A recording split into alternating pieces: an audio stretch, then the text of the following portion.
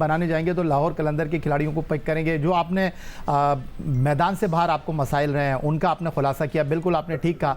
और टेक्निकली आपने कहा कि क्योंकि आप डग आउट में नहीं है तो इसका जवाब समीन ज़्यादा बेहतर दे सकते हैं, शाहीन ज़्यादा बेहतर दे सकते हैं या आकिब जावेद, ठीक आपने कहा। लेकिन आप चूंकि ग्राउंड से बाहर चीज़ों को मैनेज करते हैं तो टीम की परफॉर्मेंस अपनी जगह, लेकिन जो चीज़ें बाहर हुई हैं उससे तो आप खुश होंगे क्योंकि एक मरतबा फिर लाहौर कलंदर आपने जिस तरह कहा कि नेल बाइटिंग फिनिश हुई है।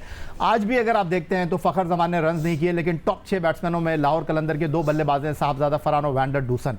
उसके साथ टॉप 6 बॉलर में शाहीन शाह अफरीदी जो है मौजूद हैं। मैं आपसे ये जानना चाहता हूँ कि पाकिस्तान सुपर लीग इस बार थोड़ा सा फीका फीका रहा है, लेकिन वो जो लाहौर कलंदर का कराची के साथ मैच था, लाहौर कलंदर का पेशावर ज़ल्मी के साथ मैच था, आपको नहीं लगता कि उसने सही मानों में इस टूर्नामेंट को टेक ऑफ दिया? और लाहौर कलंदर के बारे में कहते हैं कि लाहौर कलंदर सही मानों में वो फ्रेंचाइज है जो इस टूर्नामेंट को टेक ऑफ देती है। याया भाई बहुत शुक्रिया। बात यह है कि देखिए हम एंटरटेनर हैं, क्रिकेट ऑब्वियसली खेलते ही हैं, बट जो हमारे फैंस हैं या जो स्पेक्टेटर्स आते हैं उनको एंटरटेन करते हैं। From the very first go जो पहला मैच था हमारा उसमें ही हमने इस्लामाबाद के खिलाफ बड़ा जबरदस्त टोटल किया और हमारा स्टेडियम उसमें भी फुल हुआ। फिर उसके बाद हमने अगले मैच में देखा कि लोग बड़ी तादाद में आए। उसके बाद क्वेटा के खिलाफ मैच में, उसके बाद जब हम उधर गए मुल्तान, तो मुल्तान में भी हाउसफुल था, हालांकि उससे पहले एक दिन मुल्तान का मैच था उसमें नहीं हुआ उस पूरा स्टेडियम को। और उसके बाद आप देखेंगे जब लोगों को ये पता भी लग गया कि हम 5 मैच हार चुके हैं, तो कल भी स्टेडियम में तेल धरने की जगह नहीं थी। और जिस तरह कायनात ने और रजाक भाई ने कहा, बिल्कुल ठीक है, हमारी फील्डिंग में भी इस दफा हमें काफी लेटडाउन किया। कल के मैच में आप देख लें कि जिस तरह फरहान भाई का कैच जो है वो जो ड्रॉप हुआ, अगर वो ना होता तो कुड हैव बीन डिफरेंट। और फिर तीसरी बात यह है कि हमारे जो हमेशा से हिस्टोरिकली फखर जमान ने बहुत अच्छा परफॉर्म किया है, हमारे प्लैटिनम प्लेयर है। तो आप देखें अनफॉर्चुनेटली इन 6 इनिंग्स में वो एक भी उस तरह की परफॉर्मेंस नहीं दे सके, उसके बावजूद हमने 190 प्लस स्कोर किया।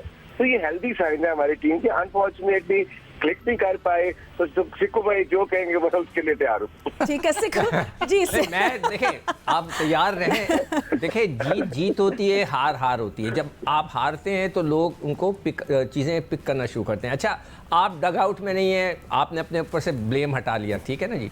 अब मुझे ये बताएं, आज मैंने ब्लेम नहीं हटाया, नहीं मैंने आपको मैंने ब्लेम बिल्कुल नहीं हटाया। ब्लेम की बात ही करा। चले I will change my word कि आप you can not reply some questions जो कि related to the dugout हैं। डू यू थिंक कि आप अपने हिसाब से बताइए, are you happy with Shaheen's bowling? उनकी जो बॉलिंग का स्टैंडर्ड है थोड़ा कुछ कम हुआ है, आपको क्या वजह लगती है? मुझे नहीं लगता चिक्कू भाई, आप पागल, आप आप समझते हैं आपको ये करेंसी है कमेंट करने की, बट बीइंग एन आउटसाइडर जो टीम को बाहर बैठे देख रहे हैं, मुझे नहीं लगता उसने 138 पे भी बॉल की है।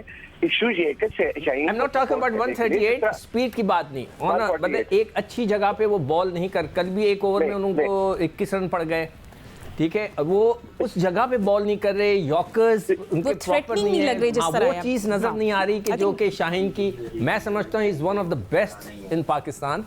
तो मुझे थोड़ी सी फिक्र लगने लगी है ना कि हमारी पाकिस्तान टीम पे भी क्या असर पड़ेगा इसका। सिक्कू भाई विकेट्स का कुछ इस तरह का बिहेवियर इस तरह का है, सफर के जो हमें बैटिंग ट्रैक्स मिले हैं एज पर माई नॉलेज, वो जो हमें ट्रैक्स मिले हैं वो सारे परफेक्टली बैटिंग ट्रैक्स है।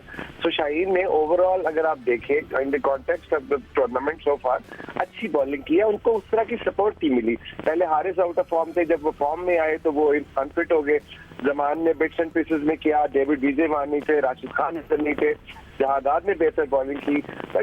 बट ओवरऑल आपको बताऊं कि मुझे ऐसी बिल्कुल फीलिंग नहीं आती। मैं आपको बता रहा हूँ कि शाहीन जो है ना वो बहुत मेहनती पैशनेट क्रिकेटर है और इंशाल्लाह आने वाले सालों में we're hoping for a Lahore Qalandars comeback as well। Atif, we're hoping for a Lahore Qalandars comeback as well, क्योंकि आपके बेस्ट फैंस हैं। क्या कह रहे हैं सिक्कू? कुछ मिरेकल हो जाए, हम सब नहीं अब ऑल सपोर्टर्स यार। हाउ डू यू फील अब ये जी? अच्छा याया भी कुछ ऐड ऑन करना चाह रहे थे। याया आपसे जानना चाह रहा था, समीन के साथ तो मेरी बात होती रहती है, वो कहने लगे कि शुरू के मैचों में हमें बड़ा प्रॉब्लम हुआ उठाने के लिए हारिस रऊफ को, क्योंकि वो बहुत गिरे हुए थे जो क्रिकेट बोर्ड की तरफ से फैसला आया। मैं आपसे ये जानना चाहता हूँ, जो लोग अंडरस्टैंड नहीं कर रहे, वो जो सबसे बड़ा प्रॉब्लम आपको ग्राउंड में हो रहा है डेविड विजे का हो रहा है, क्योंकि वो कप्तान को बहुत ज़्यादा जो है वो मशावरत देते थे। लेकिन एक चीज़ जो मुझे शाहीन शाह अफरीदी की सबसे ज़्यादा अच्छी लगी है, उन्होंने कोई ब्लेम गेम नहीं खेला। उन्होंने नहीं बोला 20 रन शॉट थे, उन्होंने नहीं बोला कि फलां बॉलर ने ख़राब गेंद की।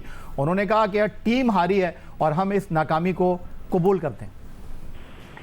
ये भाई बिल्कुल सही बात है कि देखिए Shaheen is a born leader. मैं आपको बताऊं उसने वो कर दिखाया। तो ब्रैंडन नहीं कर सका, जो अजहर अली नहीं कर सके, जो एबी डिविलियर्स नहीं कर सके, जो हफीज भाई नहीं कर सके कि लाहौर कलंदर को न सिर्फ चैंपियन बनाया बल्कि बैक टू बैक चैंपियन बनाया।